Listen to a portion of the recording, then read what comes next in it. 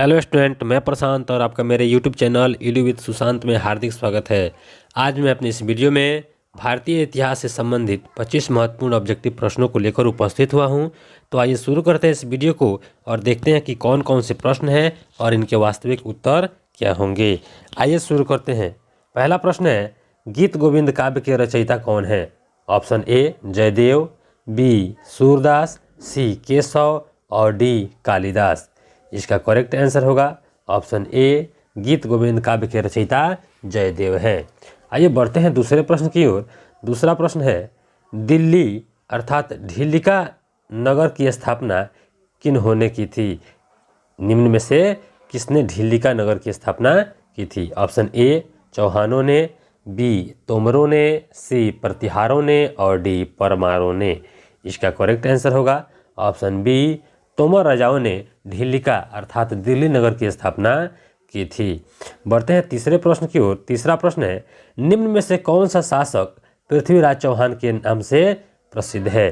दिए गए में से वह कौन सा शासक है जो पृथ्वीराज चौहान के नाम से प्रसिद्ध है? ऑप्शन ए देखते हैं, पृथ्वीराज प्रथम, बी पृथ्वीराज द्वितीय, सी पृथ्वीराज तृतीय और ऑप्शन डी इनमें से कोई नहीं। इसका करेक्ट आंसर होगा ऑप्शन सी, पृथ्वीराज तृतीय जो हैं पृथ्वीराज चौहान के नाम से प्रसिद्ध है। बढ़ते हैं चौथे प्रश्न की ओर। चौथा प्रश्न है, किस वंश के शासकों ने सबसे अधिक वर्ष तक शासन किया?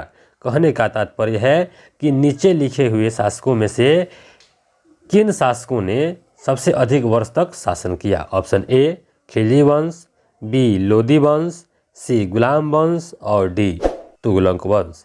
इसका करेक्ट आंसर होगा ऑप्शन डी, तुगलक वंश के शासकों ने सबसे अधिक वर्ष तक शासन किया।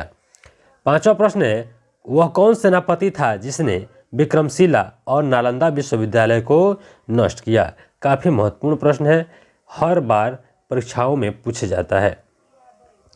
ऑप्शन देखते हैं, option A Balban, B Iltutmish, C Qutbuddin Aibak और ऑप्शन डी बख्तियार खिलजी। इसका करेक्ट आंसर होगा ऑप्शन डी, बख्तियार खिलजी वह सेनापति था जिसने विक्रमशिला और नालंदा विश्वविद्यालय को नष्ट किया था। बढ़ते हैं आज के छठे प्रश्न की ओर। छठा प्रश्न है, इब्राहिम लोदी को परास्त करने वाला राजपूत शासक कौन था? ऑप्शन देखते हैं, option A Amar Singh, B Rana Pratap, C Rana Sanga और ऑप्शन डी जय सिंह। छठे प्रश्न का करेक्ट आंसर होगा ऑप्शन सी, राणा सांगा वह शासक था, राजपूत शासक जिसने इब्राहिम लोदी को परास्त किया था। बढ़ते हैं सातवें प्रश्न की ओर। सातवां प्रश्न है, वाराणसी में 10 वर्षों तक रहकर संस्कृत एवं खगोल विद्या का अध्ययन करने वाला कौन अरबी था? अर्थात वह कौन अरबी यात्री था जो 10 वर्षों तक वाराणसी में रहकर संस्कृत एवं खगोल विद्या का अध्ययन किया था? आइए ऑप्शन को देखते हैं। ऑप्शन ए है अमीर खुसरो, बी अलबरूनी, सी अल बिदारी और डी अल मसेर। इसका करेक्ट आंसर होगा ऑप्शन बी, अलबरूनी व्यक्ति थे जिसने 10 वर्षों तक वाराणसी में रहकर संस्कृत और खगोल विद्या का ज्ञान प्राप्त किए थे। बढ़ते हैं आठवें प्रश्न की ओर। आठवां प्रश्न है, दशमलव प्रणाली पर आधारित सेना का गठन किसने किया था? ऑप्शन ए अलाउद्दीन खिलजी ने, बी मोहम्मद बिन तुगलक ने, सी अकबर ने और ऑप्शन डी बलबन ने। आठवें प्रश्न का करेक्ट आंसर होगा ऑप्शन ए, अलाउद्दीन खिलजी ने दशमलव प्रणाली पर आधारित सेना का गठन किया था।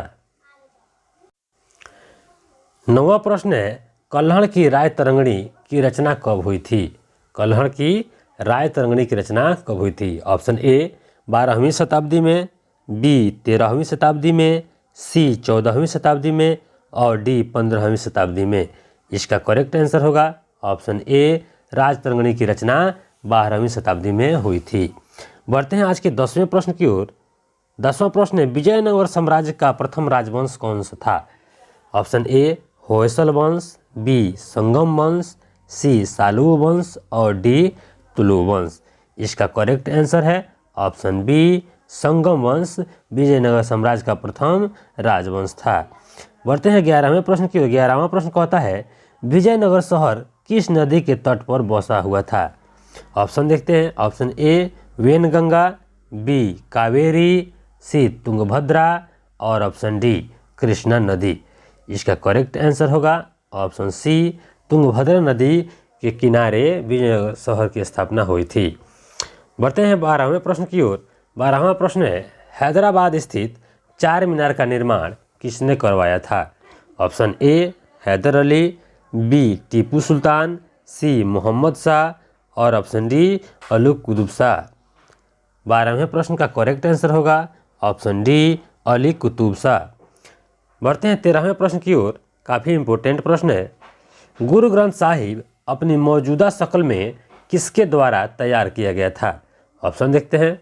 ऑप्शन ए गुरु नानक देव, बी गुरु गोविंद सिंह, सी गुरु अमरदास और ऑप्शन डी गुरु अर्जुन देव। इसका करेक्ट आंसर होगा ऑप्शन डी गुरु अर्जुन देव। बढ़ते हैं 14वें प्रश्न की ओर। 14वां प्रश्न है, प्रसिद्ध भक्त कवयित्री मीराबाई के पति का नाम क्या था? प्रसिद्ध भक्त कवयित्री मीराबाई के पति का नाम क्या था? Option A Rana Sanga, B Rana Uday Singh, C राजकुमार भोजराज और ऑप्शन डी राणा रतन सिंह। इसका करेक्ट आंसर होगा ऑप्शन सी राजकुमार भोजराज थे मीराबाई के पति। बढ़ते हैं 15वें प्रश्न की ओर। 15वां प्रश्न भी काफ़ी इंपॉर्टेंट है। खालसा पंथ के संस्थापक कौन थे?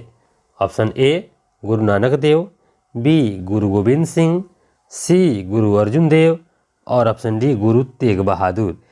इसका करेक्ट आंसर होगा ऑप्शन बी गुरु गोविंद सिंह, जो हैं खालसा पंथ के संस्थापक हैं। आज का 16वां प्रश्न है, किस शासक के चांदी के सिक्कों पर राशि चक्र का अंकन है? ऑप्शन देखते हैं। Option A Jahangir, B Shahjahan, C Akbar और ऑप्शन डी हुमायूं। इसका करेक्ट आंसर होगा ऑप्शन ए जहांगीर। वे व्यक्ति हैं, वे शासक हैं जिसके चांदी के सिक्कों पर राशि चक्र का अंकन है। बढ़ते हैं आज के 17वें प्रश्न की ओर। 17वां प्रश्न है, हिंदू मनसबदारों की सर्वाधिक संख्या किसके काल में थी? अर्थात मुगल काल का वह कौन सा शासक है जिसके शासनकाल में हिंदू मनसबदारों की संख्या सबसे अधिक रही? Option A Aurangzeb, B Akbar, C Shahjahan और ऑप्शन डी जहांगीर। 17वें प्रश्न का करेक्ट आंसर होगा ऑप्शन ए औरंगजेब वह शासक था जिसके समय में हिंदू मनसबदारों की संख्या सबसे अधिक थी। 18वां प्रश्न है, अकबर के आक्रमण के विरुद्ध चित्तौड़गढ़ की रक्षा कौन कर रहा था? ऑप्शन देखते हैं, चारों ऑप्शन। ऑप्शन ए है उदय सिंह, बी जयमल, सी राणा प्रताप और ऑप्शन डी मान सिंह। 18वें प्रश्न का करेक्ट आंसर होगा ऑप्शन डी जयमल, जो थे वे अकबर के विरुद्ध चित्तौड़गढ़ की रक्षा कर रहे थे। बढ़ते हैं 19वें प्रश्न की ओर। 19वां प्रश्न है, औरंगजेब ने किस सिख गुरु की हत्या करवा दी? ये भी प्रश्न काफ़ी बार परीक्षाओं में पूछा गया है। इसका ऑप्शन देखते हैं। ऑप्शन ए गुरु गोविंद सिंह, बी गुरु रामदास, सी गुरु तेग बहादुर और ऑप्शन डी गुरु अर्जुन देव। इसका करेक्ट आंसर होगा ऑप्शन सी गुरु तेग बहादुर। 20वां प्रश्न है, निम्न में से जाटों के किस सरदार ने अकबर के मकबरे को लूटा? ऑप्शन देखिए। ऑप्शन ए रामचेहरा, बी चूड़ामन, सी गोकुल और ऑप्शन डी राजा राम। इसका करेक्ट आंसर होगा ऑप्शन डी राजा राम। वह जाटों का सरदार था जिसने अकबर के मकबरे को लूटा था। बढ़ते हैं 23वें प्रश्न की ओर। 21वां प्रश्न को। 21वां प्रश्न कहता है, पद्मावत के लेखक मलिक मोहम्मद जायसी की शाही संरक्षक कौन थे? मलिक मोहम्मद जायसी की शाही संरक्षक कौन थे? Option A Shahjahan, B Akbar, C Jahangir और ऑप्शन डी शेरशाह। इसका करेक्ट आंसर होगा ऑप्शन डी शेरशाह। वो व्यक्ति थे जिन्होंने मलिक मोहम्मद जायसी की संरक्षण देने का वचन दिया और किया भी। 22वां प्रश्न है, गुलाब से इत्र निकालने की तकनीक का आविष्कार किसने किया? ये बहुत परीक्षाओं में बहुत बार पूछा गया प्रश्न है, इस पर ज़्यादा फोकस देंगे। ऑप्शन ए मुमताज़ महल ने, बी रोशन आरा ने, सी नूरजहां ने और डी माहम अनगा ने। इसका करेक्ट आंसर होगा ऑप्शन सी, नूरजहां ने गुलाब से इत्र निकालने की तकनीक का आविष्कार सबसे पहले किया था। 23वां प्रश्न है, किस मुगल सम्राट ने तंबाकू के प्रयोग को निषिद्ध किया? ऑप्शन देखते हैं। Option A Babur, B Jahangir, C Aurangzeb और ऑप्शन डी शेरशाह सूरी। इसका करेक्ट आंसर होगा ऑप्शन बी जहांगीर। वे मुगल सम्राट थे जिन्होंने तंबाकू के प्रयोग पर निषिद्ध किया था, अर्थात निषेध लगा दिया था। बढ़ते हैं आज के 24वें प्रश्न को। 24वां प्रश्न है, ताजमहल का शिल्पकार कहाँ का निवासी था? बहुत बार परीक्षाओं में यह भी प्रश्न पूछा जा चुका है। ऑप्शन देखते हैं। Option A Turkey, B Italy, C France और ऑप्शन डी मिस्र। इसका करेक्ट आंसर होगा ऑप्शन ए टर्की, यानी ताजमहल का जो शिल्पकार हैं उनका निवास स्थान टर्की था। बढ़ते हैं आज के 25वें और आखिरी प्रश्न की ओर। 25वां प्रश्न है, औरंगजेब का साम्राज्य कितने सूबों में विभक्त था? यह प्रश्न भी लगभग इसके सारे प्रश्न जो है किसी न किसी परीक्षा में कई बार पूछा जा चुका है, इसलिए इसके इन प्रश्नों को बहुत विशेष रूप से ध्यान में रखेंगे। ऑप्शन देखते हैं। ऑप्शन ए 21, बी 18, सी 15 और ऑप्शन डी 12। इसका करेक्ट आंसर होगा ऑप्शन ए, यानी औरंगजेब का साम्राज्य जो है 21 सूबों में विभक्त था। तो साथ ही इस प्रकार हमने इतिहास के 25 महत्वपूर्ण ऑब्जेक्टिव प्रश्नों को देखा, समझा और जाना। अगर वीडियो अच्छा लगे तो लाइक करें, शेयर करें, कमेंट्स करें और अधिक से अधिक हमारे चैनल को सब्सक्राइब करें। तो फिर मिलते हैं अगले टॉपिक के साथ अगले वीडियो में। तब तक के लिए दीजिए विदा। मिलते हैं फिर। जय हिंद।